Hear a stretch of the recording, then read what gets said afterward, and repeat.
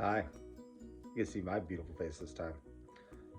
So, last video, I covered the dispatching and skinning process that we use and a little bit of the actual cut down and packaging. This time, I'm going to go a lot more specific about what tools you're going to need bare minimum just to have an enjoyable process when you break down your first pig. So, let's get started. So, one of the most asked things that I see on Facebook groups and in forums and things is what firearm to use when dispatching any animal. Now, just my preference, being a Marine and having grown up on a ranch, I like the good old trusty squirrel gun. This is a Savage over under 22 long rifle 410. I like it because it is probably the safest thing you can use in that situation. It is a single shot, hammer fired, break action gun. So the reason I use a rifle and not a pistol is because the longer your barrel is, the more muzzle velocity you get and the more strike force it's going to have against the animal. So this right here is capable of dispatching an entire 1,200 pound steer with ease, as long as your shot placement is right. Now, when you are going to dispatch an animal, you need to shoot and immediately start the bleeding process within a couple of seconds.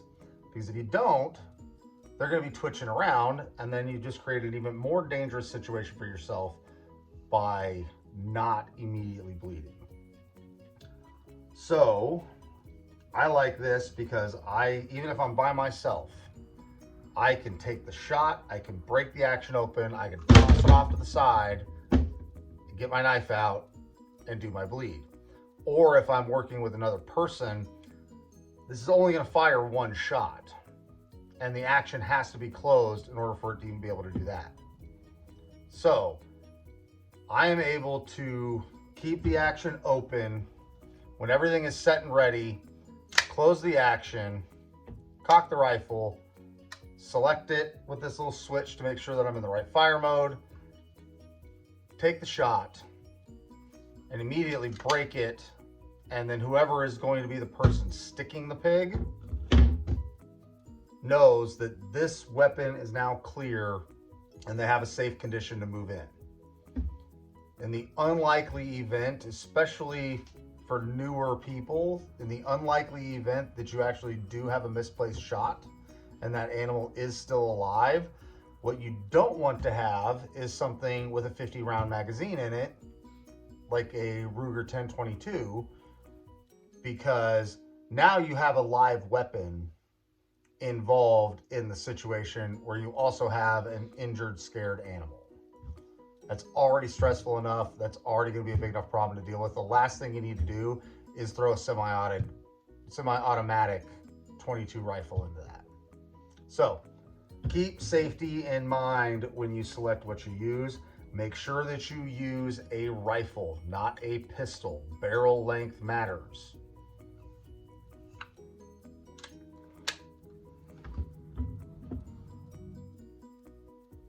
After you take your shot, this is the knife I use to dispatch. In fact, this is the knife I use for pretty much the entire process. Skinning, breakdown, everything like that. This is the Victorinox semi-stiff 6-inch boning knife that almost every single professional butcher that does a video is going to see and have. At least here in the United States. You go over to Europe, they've got some other weird stuff. But in the United States, this is the butcher's knife.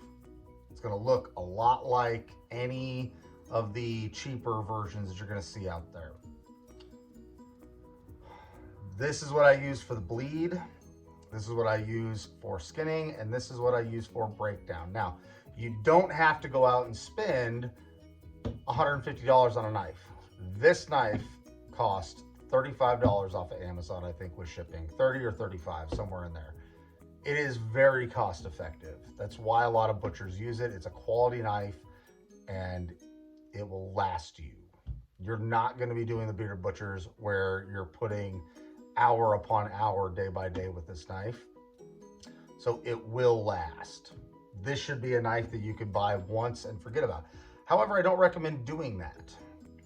You want to get on Amazon and buy the cheapest 6-inch semi-stiff boning knife you can buy, because until you have done a couple of animals, you are not going to understand how to actually properly use these nice knives without ruining the edge.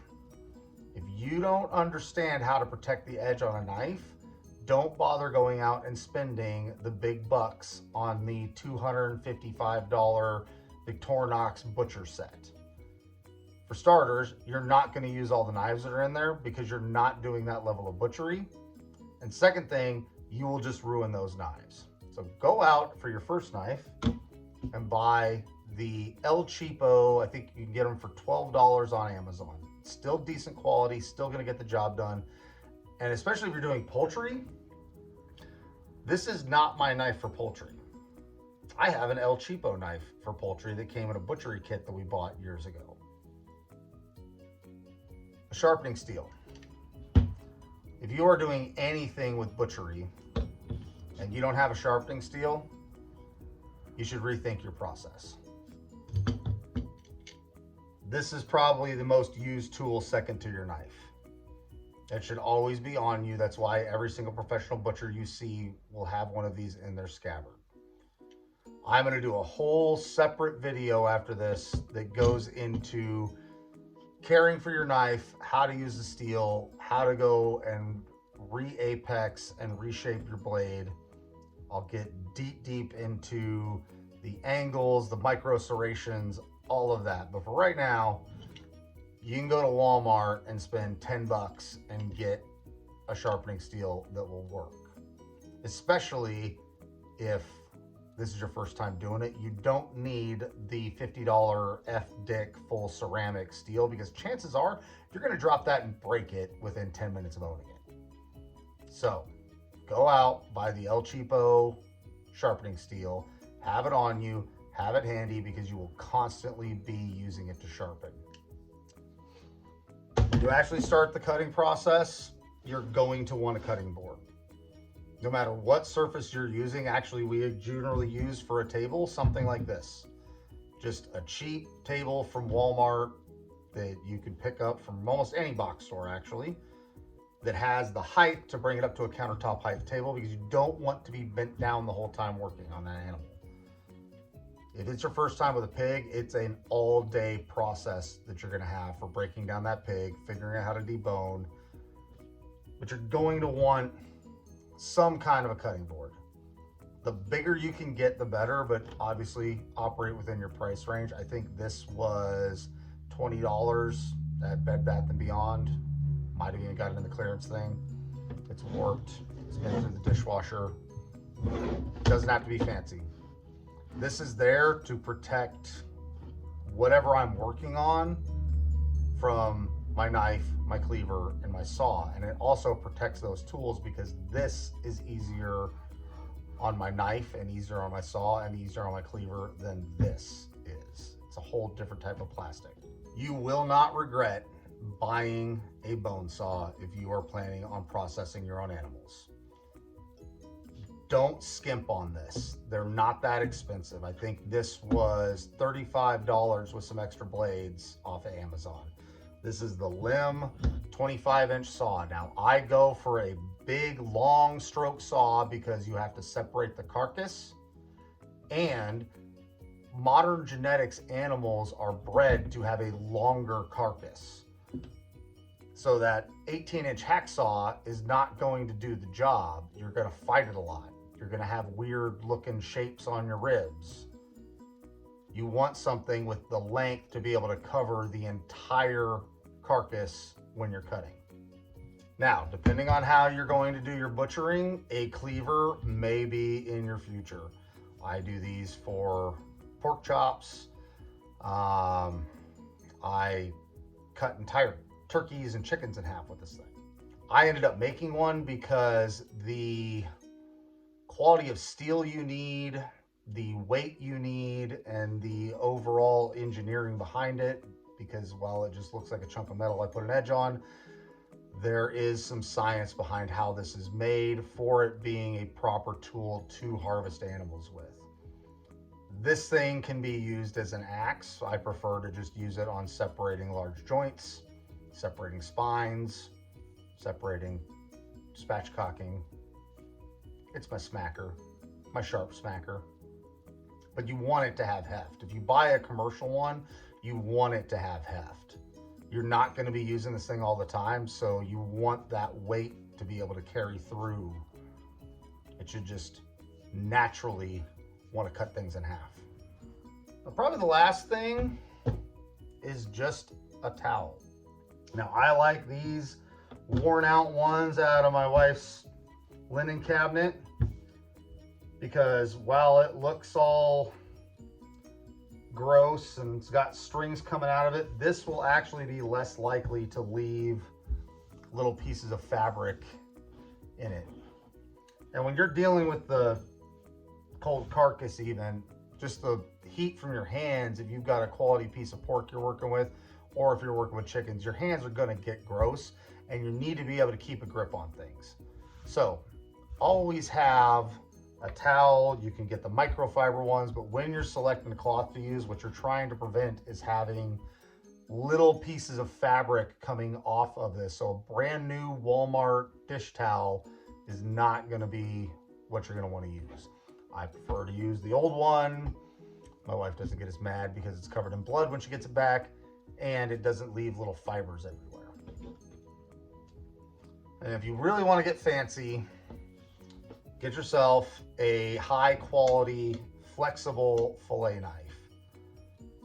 One of these will save your amount of sharpening that you do on your normal knife. I use this for getting down into deep joints, like separating off a ball joint on a ham when you're deboning a ham. This is where this is used for. I don't remember which one this is. This is a Victorinox. I believe it's just their flexible fillet knife, 6-inch. But this will save you a lot of time sharpening, because you can set your normal knife to the side, grab this one, go inside of the ball joint, be able to work it around. It's a lot more forgiving on your edge because the blade will actually flex. With that 6-inch Victorinox that I had before, you can break the tip off of it pretty easily when you start getting rough trying to separate out joints and separate out bones and separate out joints. Now, I don't have any of it here because I didn't feel like getting it all out, because I just put it all away. But you want to select a vacuum sealer. We use the Food Saver. You also want to get yourself the big roll of white butcher paper and freezer paper tape. They are different. You can pick all that stuff up on Amazon for pretty cheap. Go for the big rolls. You will use a lot of it. If you're wanting to preserve your meat for more than a couple of weeks, you're wanting to do a double wrap on it. So spend the money on your freezer paper, spend your money on a vacuum sealer, because you're going to use a lot of it. So here we have everything laid out. Knife, saw, cleaver is definitely optional. Make sure, like I said, you get a good, safe, single shot firearm. Even if it's one of those Cricket little kid guns, that would work too. Don't have to go crazy on the steel. Don't need the F-dick. You just need a decent steel that you can keep with you.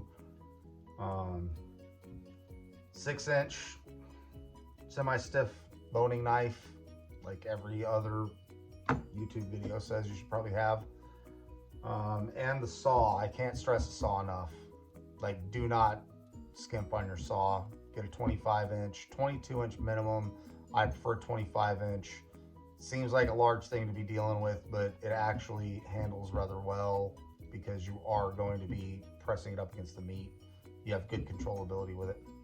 So, get out there and slaughter a pig.